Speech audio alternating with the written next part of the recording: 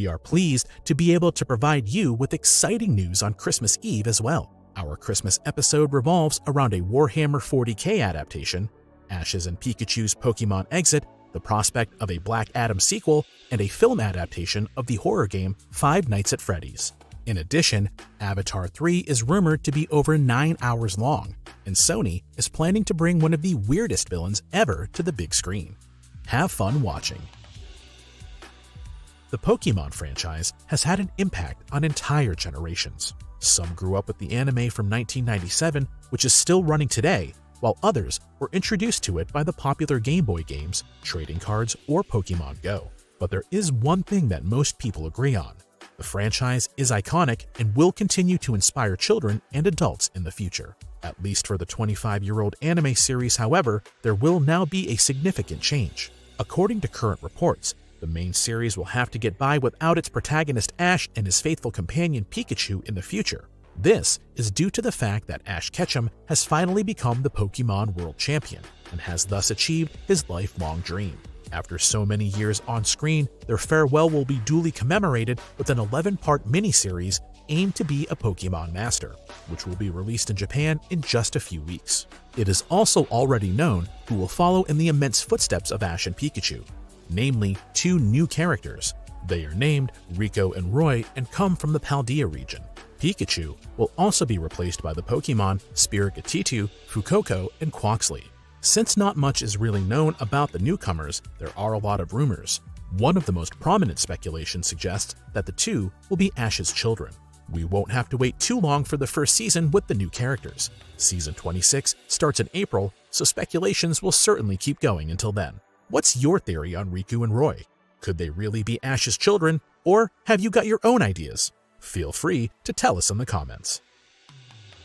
After an extensive promotional tour, Black Adam hit theaters on October 21, 2022. The hype was huge, which was mainly due to the smart marketing of DC and Dwayne Johnson. Yet, it is considered safe to say that a sequel is no longer in the works. The reason is not so much the devastating reviews or the lack of ticket sales, but a general restructuring of the DCEU under the creative direction of James Gunn and Peter Safran. Almost all of the planned movies and sequels that were somehow connected to the so-called Snyderverse, or the old DCEU, have been cancelled. Instead, DC plans a turning point. As Dwayne Johnson confirmed for the first time a few days ago, Black Adam 2 will therefore not be released in the near future, not in the first chapter of the new DC universe at least. This doesn't sound like a complete farewell like that of Henry Cavill as Superman, for example. Nevertheless, at least for the time being, we won't get to see anything more of Black Adam. The new developments at DC are a slap in the face, especially for Dwayne Johnson, since the 50-year-old has been advocating for a Black Adam movie for years and was also one of the key people behind the temporarily projected return of Henry Cavill. Thus, Johnson's statement that Black Adam will play no role in the next chapter of DC only could also be some kind of self-therapy after hitting the rocks. But from a financial point of view, a Black Adam 2 would hardly be attractive. We are all the more interested in seeing the future of the new DCEU. It's been a turbulent few weeks for actor Henry Cavill. First, he announced his withdrawal from the Witcher series at Netflix in order to presumably get more involved with DC. Then came the sudden end of his Superman, and a Man of Steel 2 was off the table in no time. The reason given was a restructuring of the DC universe, for which there are completely new plans under James Gunn and Peter Safran. Now, Cavill announced the switch to an Amazon project that should appeal to many fans. It's for a series for the Warhammer 40k universe. The tabletop game from Games Workshop is set in a dystopia where humans and many other factions fight to be the dominant species in the universe. Time-wise, the game is set in the far future, in the 41st millennium after Christ. Besides lavish novels, there are many adaptations in the world of video games, and a sci-fi thriller titled Ultramarines has also been released. However, there are no real series yet. That will now change under the leadership of Amazon. More specific details about the plot or Cavill's role are not known. However, according to his own statement, the 39-year-old has been a big fan of the Warhammer 40k franchise for years and is said to have actively helped Amazon secure the corresponding rights as a producer. A series about the Inquisitor Gregor Eisenhorn was already planned a while ago. Whether the current announcement is also about this series, we do not know. Due to the fact that the world is gigantic, speculations about the plot are very difficult.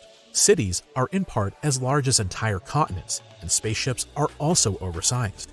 In addition, the vast expanses of space are waiting to be explored in all directions. Despite the lack of details about the plot, a lot of fans are optimistic about the series project. Cavill is considered a hardliner in terms of story templates, as he already proved with The Witcher, which earned him a lot of praise from like-minded fans.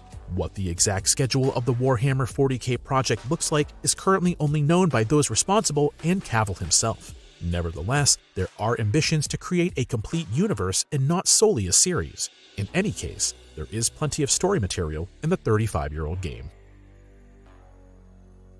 James Cameron's Avatar 2: The Way of Water is currently playing in cinemas and is working hard to earn back the insanely high production costs and meet the high expectations. With $435 million worldwide, the movie is in third place for the best opening weekend since the pandemic. Both Doctor Strange and the Multiverse of Madness and Spider-Man: No Way Home were able to outperform James Cameron's mega project. Behind the scenes, there is little time to rest, despite the theatrical release on December 16th. After all, there are still 3 films to go before Cameron's vision is fully brought to the big screen. As producer John Landau confirmed, Avatar 3 is already 95% complete, after the scripts for all 5 parts have been known internally for some time anyway. Currently, they are busy shooting Avatar 4, which, like parts 2 and 3, is supposed to introduce both a new culture and new tribes. The current version of Avatar 3 is said to be a full 9 hours long, and is packed with special effects from the first minute to the last. That doesn't mean that the final version will also be 9 hours long.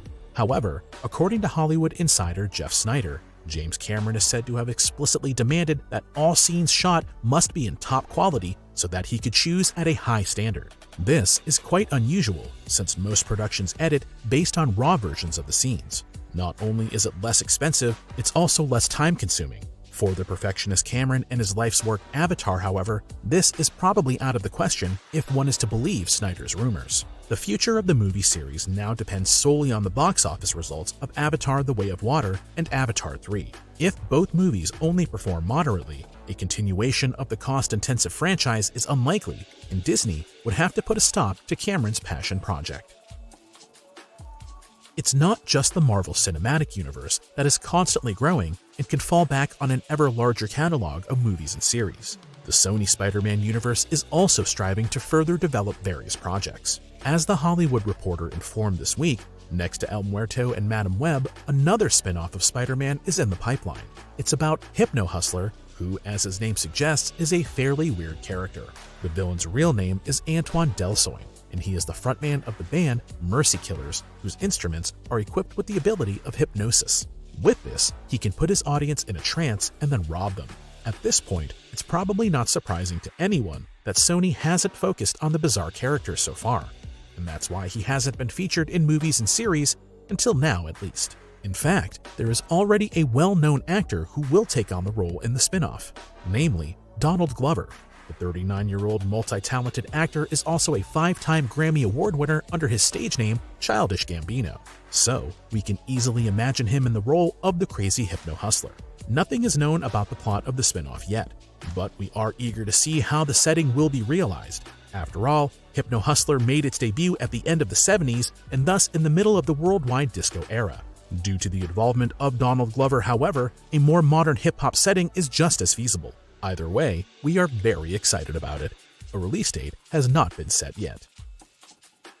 A movie for the upcoming adaptation of the multi-part horror game Five Nights at Freddy's has been in planning for quite some time. Apart from the announcement that Blumhouse will produce the film, there has been little information so far. Well, that changed this week when the signing of the first cast members was announced. So far, Scream actor Matthew Lillard and Josh Hutcherson, who played the character Peeta Mellark in The Hunger Games, have joined the cast.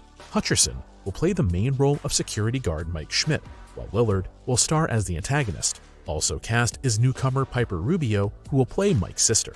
Gathering behind the camera are Emma Tammy, who steps in for the Harry Potter director Chris Columbus, who was originally slated to direct, and Five Nights at Freddy's creator Seth Cuddeback and Scott Cawthorn, who are working with Tammy on the script. The Five Nights at Freddy's video games are about a gradually unfolding backstory, which at times is not told chronologically. The big antagonist is the inventor William Afton, who created highly advanced animatronics for his company Fazbear Entertainment. These were actually intended for entertaining children in restaurants. As it later turns out, there is much more behind the characters than just harmless fun, as security guard Mike will very quickly discover during his shifts. In the world of gaming, Five Nights at Freddy's is a well-established franchise with 9 games in its main series. It is not known whether the entire storyline will be adapted into a movie straight away or whether the one or other option might be left open in case of success. The shooting of the film is scheduled to start in a few months. That's it for this week's news. If you want to keep fueling your excitement for the upcoming movie season alongside all the holiday hustle and bustle, we've got another present for you. In our new original, we're sharing everything you need to know about Marvel's Ironheart. And feel free to let us know in the comments which upcoming movies and series you cannot wait to see. Please enjoy the next few days. Merry Christmas, everyone.